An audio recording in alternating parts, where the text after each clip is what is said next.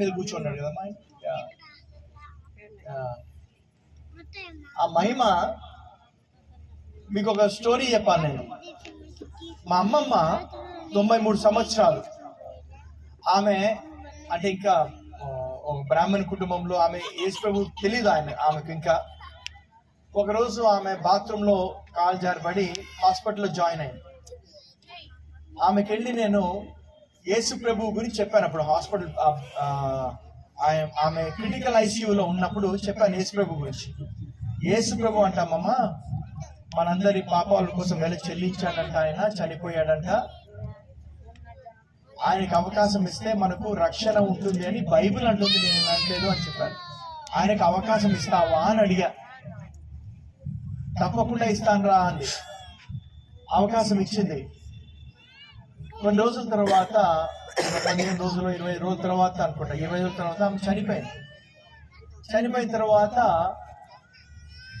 అన్ని కార్యక్రమాలు అయిన తర్వాత మా అమ్మ నాతో అంది, ఏ రోజైతే నువ్వు వచ్చి అమ్మమ్మతో నువ్వు ఆ రోజు మా అమ్మకు తెలియదు ఏమంతా నేను చెప్పినట్టు చెప్పావు. మర్నాడు అంటే మా అమ్మ మా పిన్ని కూతురు ఇద్దరు కలిసి మా అమ్మమ్మని కలవడానికి వెళ్ళారు లోపలికి క్రిటికల్ ఐసీయూలో. అప్పుడు మా అమ్మతో అన్నట్ట, మా అమ్మ పేరు అరుణ. నేను రాత్రి చనిపోయాను, నిన్న రాత్రి నేను దేవుడు నన్ను పైకి తీసుకెళ్ళి చూపించాడు అని చెప్పిందట. ఎన్నో నరకాలు ఉన్నాయంట అక్కడ, దేవుణ్ణి కూడా చూశాను అని మా అమ్మతో అన్నట్ట. మా అమ్మ అందంట, దేవుడు ఎలా ఉంటాడు చెప్పు అంటే, నేను ఈ కాళ్ళ దించి ఈ నడుము దించి కింద వరకు చూడగలిగాను, ఆయన చూడలేకపోయాను అని మా అమ్మమ్మ అన్నట. హల్లెలూయా. ఆ మహిమను ఎవరు చూడలేడు.